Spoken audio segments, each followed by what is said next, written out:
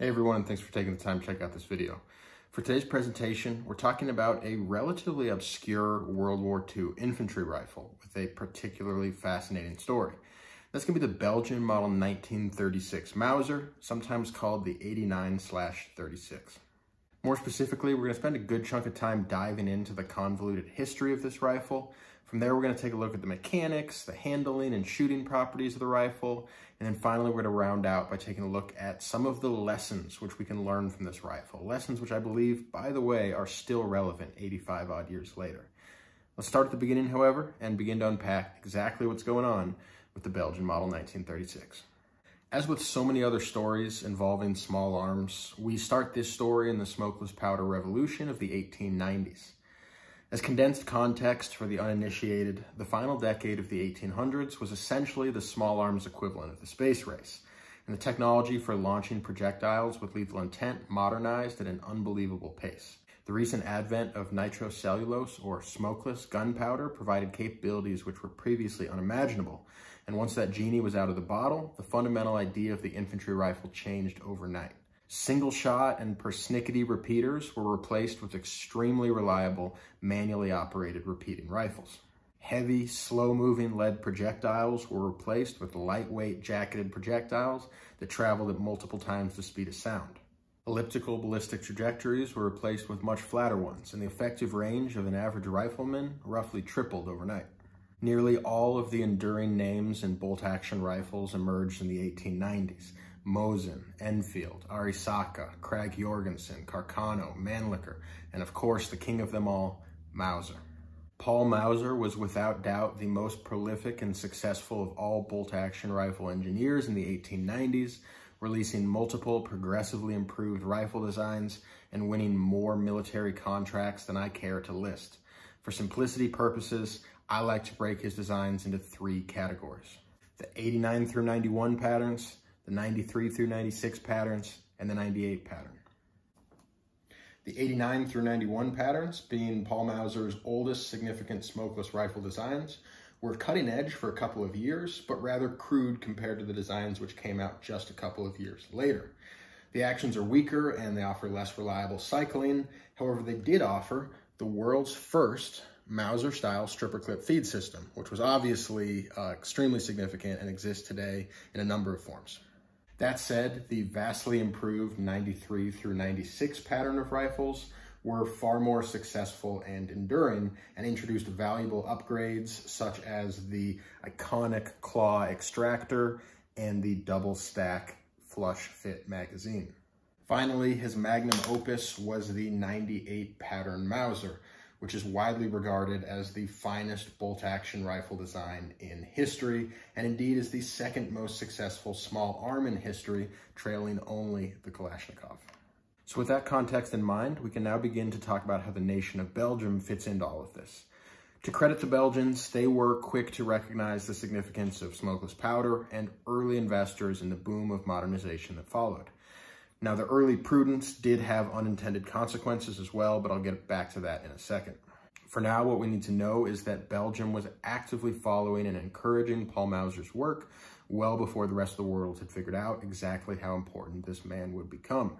Indeed, the German engineer found patronage in Belgium even before his home nation. While other European nations wavered, Belgium pounced on Paul Mauser's very first smokeless rifle design, the model of 1889. They purchased a license to produce the rifle themselves and established a new factory in Herstal, which they named Fabrique Nationale d'Armes de Guerre, or National Factory of Weapons of War. And for all you high speeds that just had light bulbs go off, yes, this is the very same FN that exists today as one of the largest weapons manufacturers on the planet. Countless of you viewers surely have modern FN products at home, and I know that more than a couple of my military viewers have intimate personal experiences with FN products, whether they be contract-produced M4s, M16s, or indigenous FN designs like the 249, 240, and SCAR. Yes, that very same FN was founded in 1889 for the sole purpose of producing early Mauser repeaters for the Belgian Armed Forces. So this is where we circle back to what I was just saying about how Belgium's objectively impressive foresight had unintended negative consequences. Yes, in 1889, Belgium was way ahead of the international curve, and arguably one of the best equipped militaries on the planet. 10 years of innovation later, however, the 89 had become possibly the worst modern rifle out there, and those same countries which had initially dragged their feet were now free to adopt vastly improved models like the 98 pattern. It was kind of like Belgium bought the original iPod before everyone else did, and 10 years later, everyone had iPhone 4s. Sometimes laziness pays off. In any case, let's fast forward our story now to 1914. War between Germany and France looms, and Belgium, at this time the most densely populated nation on Earth, was rapidly losing confidence in the value of their legally enshrined neutrality. Their military equipment, modern as it was in 1889, looked increasingly outdated, and their small standing army was filled out with men hastily conscripted only a year prior. The Belgian government had no desire to fight, but they recognized their precarious position between France and an increasingly belligerent Germany. On 2 August 1914, the German Chief of Staff delivered an ultimatum to the Belgian government demanding free passage for the German armed forces through Belgium to stage and launch an attack on France. With great trepidation, King Albert I rejected the German ultimatum, and when Germans crossed the border, they did so under fire from FN-made 1889 Mausers. To gloss over the events of the First World War, the Belgian force fought valiantly, but was ultimately pushed back to the Yser line, which they held for the duration of the war, and the Belgian homeland suffered enormous human, economic, and environmental damage, including the nearly complete theft of Belgian manufacturing power by Germany. Following the armistice in 1918, a profoundly battered and traumatized Belgian people regained their independence and began to slowly rebuild. And here we fast forward one last time and pick up at the final chapter of our story. The year is now 1936, and Belgium finds themselves inexplicably unprepared for a remarkably similar situation to the one they'd faced in 1914. An increasingly belligerent Germany, under the leadership of Adolf Hitler, has flagrantly disregarded the provisions of the armistice, consolidated power, and rearmed at a startling rate. Belgium is now, ironically, the largest producer of Mauser pattern rifles on the planet, surpassing even the Mauser company itself. FN has thrived during the tenure of John Moses Browning and exports cutting-edge weapons to militaries all over the globe, with their own military being the glaring exception. Bizarrely, the defense forces of one of the most sophisticated weapon-producing nations on Earth is still equipped with that same model 1889 Mauser they adopted at this point 47 years ago. Even second-rate powers have long replaced their 89 and 91 pattern Mausers at this point, usually with more modern rifles that they purchased from, you guessed it, Belgium. And yet, Belgium itself remains defended by the 1889 Mauser and the papier-mâché armor that they call neutrality. And this finally is when we get to the model 1936 Mauser, or the 1889/36. Once again, Belgium reluctantly mobilizes for war, and despite having produced enough 1898 pattern Mausers to equip every man, woman, child, and head of cattle in Belgium for their own military, they still have no choice but to try to modernize their antiquated Model 89s to fit the Model 1935 short rifle pattern. These new converted rifles utilize non-shrouded and shortened barrels, modernized sights, and an overhauled cocking mechanism which facilitates 98 pattern cock-on opening and includes a 3-position safety lever. That said, the largest deficiencies on the platform, which were the mediocre extractor and the single-stack magazine, were preserved. When German Fallschirmjäger began jumping into Belgium in May of 1940, more than half a century at this point after the original adoption of the Model 1889 and the establishment of the FN plant, the Belgian defenders on the ground were still equipped with this same core rifle action. In an eerie yet altogether predictable echo of the First World War, Belgian resistance to German invasion was courageous but ultimately trivial. Some 8,000 Belgians gave their lives, making sure the Wehrmacht knew that they were not welcome in Belgium, but these sacrifices were more symbolic than tactical. The inescapable reality was that Germany had learned from the First World War and Belgium had not, and Blitzkrieg barreled through Belgium and into France without so much as a stumble.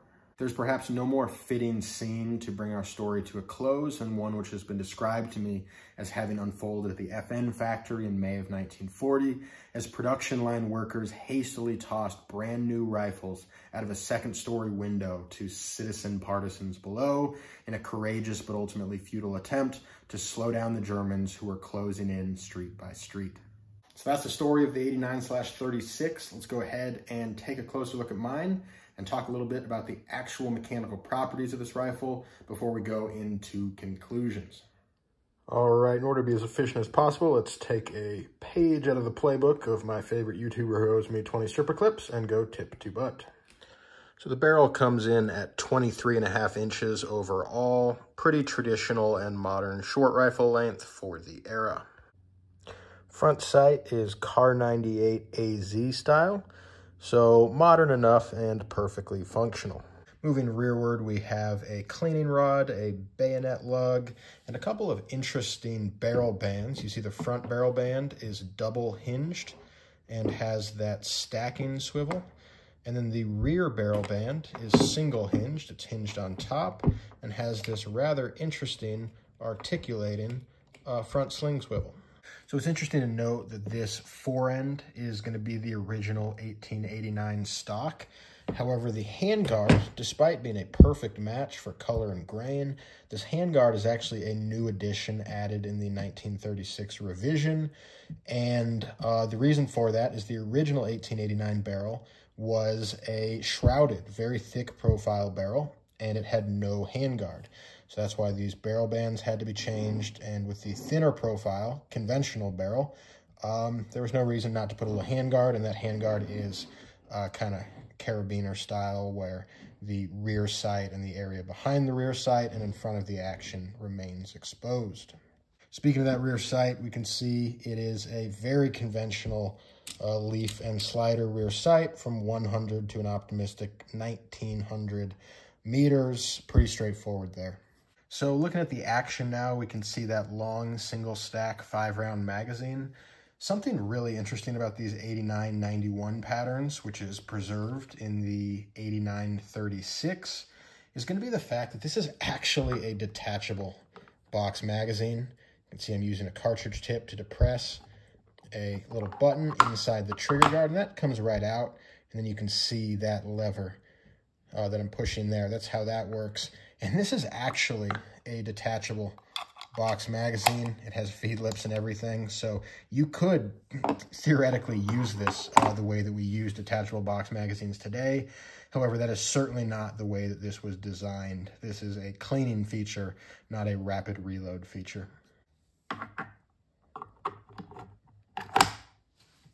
After all, if we remember, this rifle actually utilizes the world's first Mauser style stripper clip feed system. It's a little interesting. It's a little different than what we see on later rifles, where the bolt release is actually part of the stripper clip guide. So what we do is we go ahead and we lock that bolt back, or not lock it back, but we just pull it back. Got a stripper clip here with 5 rounds. It actually needs to kind of be wedged in there. You can see that bolt gets a little, bolt release gets a little bit out of the way. And then we go and depress, and we just push that bolt forward. And it's just like that. We got a round chambered and 4 in the mag. I'm going to go ahead and make this weapon safe. So still looking at the action here, let's go ahead and pull that bolt all the way out and go ahead and look at it a little more carefully, because this bolt is pretty interesting.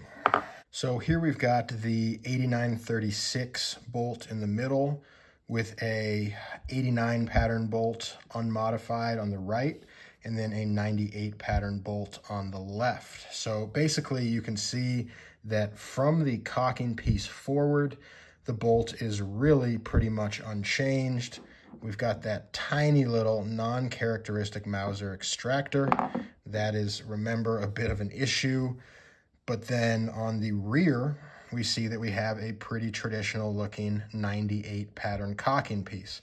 So the big differences here is that this now cocks on open rather than cocks on close, and it has a 3-position safety where it has that middle upward position where the weapon will not fire but will still cycle. So here I've got a traditional unmodified 89 pattern action. You can see that as I push the bolt closed, I hit this resistance here, and I need to push the bolt forward and lock it down in order to lock that. And then if I release, you can see it just opens right back up. If I close it down and I move this safety, this is not a position. It's not going to get a detent until all the way over, and now that's safe. Everything's locked up. If I want to go to fire, I just swing it back, and now we're good to go.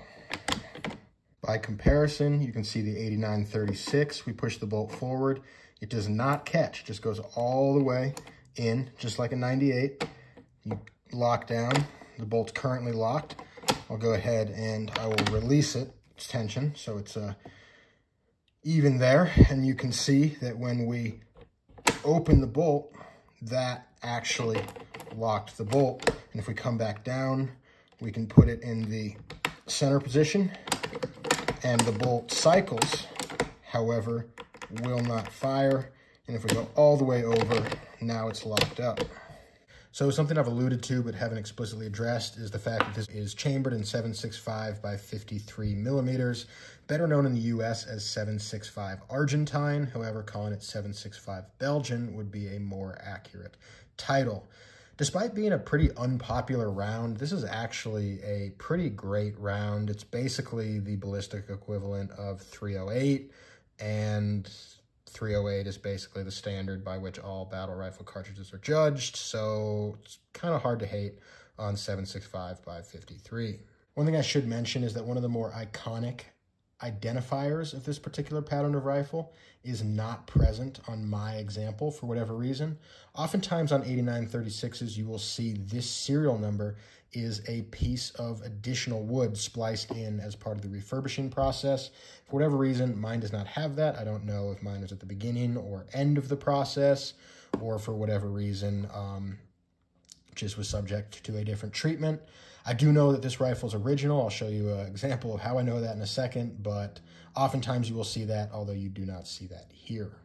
So the last thing which is cool with my particular example is that it is actually duffel cut. So if you don't know what duffel cut means, basically it is a process in which the stock is cut such that it will fit in a USGI duffel bag to be brought back as a war trophy. You can see here, that is a very typical indicator of duffel cut. Basically, it was just sawed off and then it was re-adhered using some type of a resin once it got back into the United States. So this is not a force publique 8936. This is not one that came from the Congo or by way of Ethiopia. This is a World War II bringback from a U.S. soldier returning to the United States. I do not know the circumstances under which they acquired this, but this is how it got into the country. That's pretty much all there is. It's not a super mechanically interesting rifle. I have shot this guy a decent bit. Unfortunately, I couldn't get footage of shooting it for this video, but I might put that out in the future as a short or something. I will say that it actually balances extremely well. It's light, it's handy compared to other World War II era short rifles. I would say this is one of my favorites to actually at least hold and aim with. It's got a nice thin wrist. It's very ergonomic as far as bolt action rifles go. That said, the action is still an 89 pattern, which is to say that it is noticeably fiddly compared to something later. And for that reason, I would never consider choosing a rifle like this over something like a Swedish 96 or a German 98. It really just doesn't cycle with the same authority or inspire the same degree of confidence. Super cool as a collector piece, definitely a prized part of my collection, but overwhelmingly unimpressive within the context of World War II era battle rifles. If I was a Belgian soldier with one of these and I ran into an American with an M1 Garand at the end of the war, I would have some pretty serious concerns about how my government was spending my tax dollars. So for the final segment of this video, I'm going to talk a little bit about what I think you and I can learn from this rifle and why it's important. As friends of this channel likely know, my personal philosophy on the collection of curio and relic firearms is that of all the ways that these pieces can bring joy and enrichment to collectors, their greatest value is as material history. I think it's important to remember that these rifles are not just memorabilia from some alternate reality or fictional universe, but they are physical artifacts which create a living link between us and our ancestors. For example, my family is Walloon Belgian on one side. They immigrated to Quebec in the 19th century and moved to Michigan from there. When my grandfather served in the U.S. Army Air Corps, he surely was aware that U.S. bombs were dropping on his ancestral homeland. When I got my Fallschirmspringen Abzeichen, or German parachutist badge, sorry for the pronunciation, boys, I tried, but your language is difficult, it was not lost on me that I had received the same award worn by the Fallschirmjäger who jumped into my ancestral homeland half a century before I was born.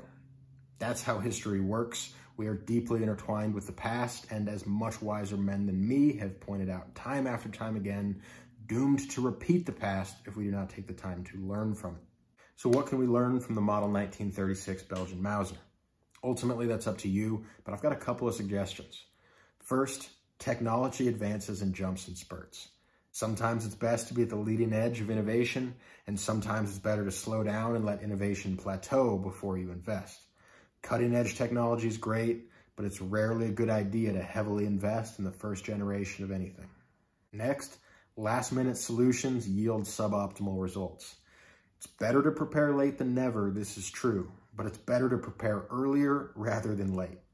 It's better to have exactly what you need when you need it, rather than to try to turn what you have into what you need. I touched a little bit on this in my Is the SKS Obsolete video when I was making the point that the SKS is a lot better than nothing as a defensive rifle, but it's not as good as it could be, and I think a lot of people get confused about this. Sometimes making do with what you have is the only option, and I accept that. But more often than not, it is a consequence of squandering adequate preparation time. The Belgians knew that war was a possibility for a long time, but by the time they accepted it as a potentially unavoidable reality, many of their best options were off the table. Third and most importantly, neutrality is an incomplete defense strategy. I'm all for pacifism, and I respect the heck out of people who will go to great lengths to avoid conflict. I think that's actually in deep alignment with one of the universal lessons taught by all relic weapons, which is that war sucks and it should be avoided whenever possible, because even unavoidable wars always produce far more losers than winners. That said, the ability to defend oneself from external aggression is a sacred human right, and there's absolutely no reason why you shouldn't possess the means to defend yourself proportionately to the means that others have to trespass against you. There are presently and always have been predatory elements in the human experience, and unless you are absolutely confident that you will be one of the only human beings throughout history to never stare down a predator, it would behoove you to have a backup plan to neutrality and maybe develop a fluency in the language of violence. At risk of cliche, it's better to have it and not need it than need it and not have it. With that in mind, I will begin to leave you with a quote from a message delivered to the Belgian government by the German government on 13 October 1937. The German government considers that the inviolability and integrity of Belgium are common interests of the Western powers. It confirms its determination that in no circumstances will it impair this inviolability and integrity, and that it will at all times respect Belgian territory. As a brief reminder, less than 3 years after that statement, the German government was murdering Belgian women and children in the streets of Brussels. I am not a particularly paranoid nor conspiratorial person, but I am a student of history, and the Belgian 1889/36 reminds me that any time an armed entity goes out of their way to assure me of my safety and emphasize that I won't need to be armed the way they are, that is not the moment that I let my guard down. That is the moment I top off my magazines and dust off my Kevlar. And that's the video, guys. Thanks so much for taking the time to check it out. As always, I hope it was informative, and if not informative, I will settle for entertaining. Obviously, if you have any questions, comments, concerns, personal grievances, comment section is there for you. Brief housekeeping, sorry for the delays. I have a couple of videos that I'm really close on.